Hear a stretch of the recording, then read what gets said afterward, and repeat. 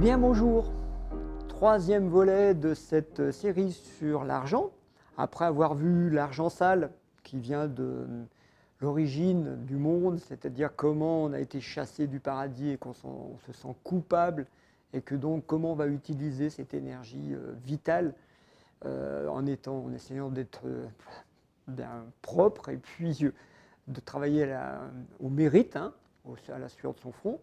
Après, on a vu qu'il y avait une construction de l'enfance, que l'enfance engrammait la croyance que l'énergie était une quantité qui vient d'une autorité, des parents, et que cette quantité, il y avait des stratégies pour la quémander, pour l'obtenir par la prédation, par différentes stratégies. Il y avait 4 stratégies dont on a parlé. Eh bien, ça y est, on atteint l'âge adulte, on est sexué. Donc l'humain est sexué et l'humain découvre qu'il a le pouvoir créateur. Et que l'énergie qui le constitue, comme l'énergie qui crée la vie, vient de lui, passe à travers ses organes génitaux, et que le masculin a une fonction de fécondation et que le féminin a une fonction de nourriture. Avec ces deux fonctions, quand elles se rejoignent, eh ben, ça crée des bébés et ça va créer plein de choses. Et donc la notion de l'argent roi, c'est comment est-ce qu'on va, à partir de maintenant, découvrir que l'on peut créer de l'argent, que l'on peut créer de la vie, que l'on peut créer de l'énergie, tout simplement parce que nous sommes des êtres polarisés et que quand on rejoint les deux pôles, eh bien, ça fait, on retrouve le un, on retrouve le Dieu, et que ce que Adam et Ève avaient mal compris dans le jardin d'Éden, peut-être qu'on est en passe de le redécouvrir aujourd'hui comme étant la recette de la vie, comment ça fonctionne. Alors comment ça fonctionne? C'est donc deux pôles qui se réunissent et qui, par leur frottement, là, par leur friction, ça fait une friction, un masculin, un féminin, ça fait des étincelles comme l'électricité, et bien ça va créer de la vie. Et l'argent vient de ça. L'argent vient de ça. C'est-à-dire que l'argent n'est qu'une mesure des échanges d'énergie entre des partenaires. C'est-à-dire entre un vendeur et un client, eh bien, il y a une relation sexuelle. Alors, quand j'étais formateur de BTS force de vente, je formais des commerciaux. Je leur expliquais ça, ça les faisait rire, mais, parce qu'ils étaient gênés, bien sûr. Mais en fait, une relation d'un commercial avec un client, c'est une relation d'ordre sexuel, c'est-à-dire avec des pôles. Et par exemple, si vous prenez la relation au début, vous avez l'impression qu'il y a le vendeur est un yang qui veut féconder un yin, c'est-à-dire lui prouver que son produit est bon, tu vois, il fait un peu le marchand de tapis, etc. Et puis, à un moment, la relation s'inverse parce qu'à un moment, le client va dire « bon, j'achète », et donc le client va devenir yang, c'est lui qui va donner le liquide, c'est lui qui va donner l'argent au vendeur qui devient à ce moment-là yin, parce que l'autre est passé yang. Et en fait, on va s'amuser comme ça et voir que toute relation interpersonnelle est polarisée. Toute relation est polarisée. Ça ne peut pas ne pas être polarisé. Quand il y a 2 plus, ça s'éjecte. Quand il y a 2 moins, ça s'éjecte. Quand il y a un plus et un moins, ça marche. Le plus et le moins peuvent être amoureux, ça marche, mais ils peuvent être aussi sadomaso, ça marche aussi.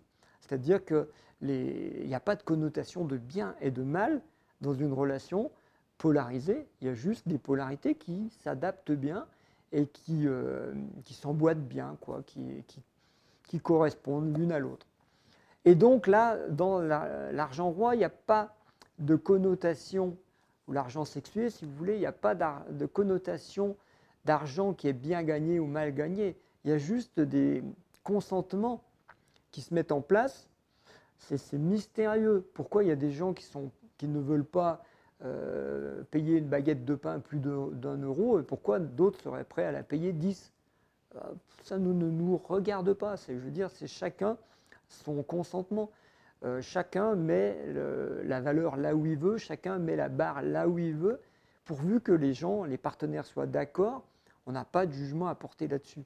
Et c'est là où ça devient intéressant de voir que cette façon de gérer l'argent va conduire à ce qu'on appelle des choix et à la notion de choix, c'est-à-dire que vous pouvez dire oui, vous pouvez dire non, c'est votre choix.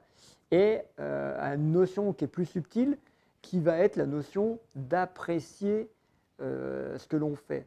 C'est-à-dire que quand vous prenez une relation sexuelle, vous pouvez la prendre comme une libération d'énergie, un trop-plein par exemple. Vous pouvez la prendre comme une cour de récréation, hein, on fait mumuse.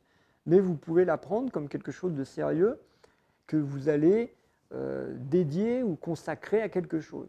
Consacrer, ça veut dire sacraliser. Si vous consacrez quelque chose, c'est-à-dire vous le rendez sacré, à ce moment-là, ça a une valeur inestimable. Si par exemple, vous consacrez votre travail à votre... c'est votre passion, vous le consacrez, et bien en fait, c'est plus du travail. Si vous êtes heureux d'aller au travail, vous ne serez jamais malheureux toute votre vie et vous n'arrêterez jamais de travailler. Bon, la blague la plus simple pour expliquer ça, c'est celle des tailleurs de pierre que vous connaissez peut-être, où il y a 3 personnes qui taillent des pierres. On demande à la première, qu'est-ce que vous faites? La première dit, je tape sur la pierre avec mon marteau. La deuxième, elle dit, moi je taille une pierre. Et la troisième dit, moi je construis une cathédrale. Évidemment, celui qui construit une cathédrale, il sera toujours dans la joie, toujours dans le bonheur, alors qu'il fait la même tâche, le même travail, mais il n'a pas du tout la même conscience.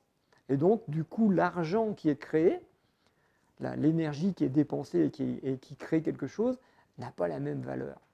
Et c'est là où je vous invite à réfléchir, c'est qu'à partir du moment où vous considérez l'argent comme étant des polarités qui se marient, ça a une valeur inestimable. Ça n'a plus de... On sort de la quantité, comment dire ça? On sort de la quantité pour passer dans un registre qualitatif. Et là, le registre qualitatif, vous avez entièrement le choix de le mettre là où vous voulez, puisque c'est de la qualité. Et c'est là où je vous invite à aller vérifier. Il est probable que si vous mettez la qualité, vous aurez la quantité. Et comme il est probable que si vous mettez la quantité, c'est même pas sûr que vous ayez la quantité.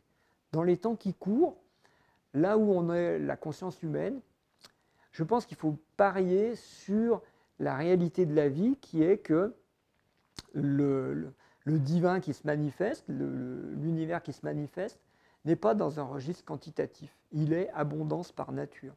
Par contre, il est dans un registre qualitatif parce que sa volonté, c'est d'obtenir une évolution.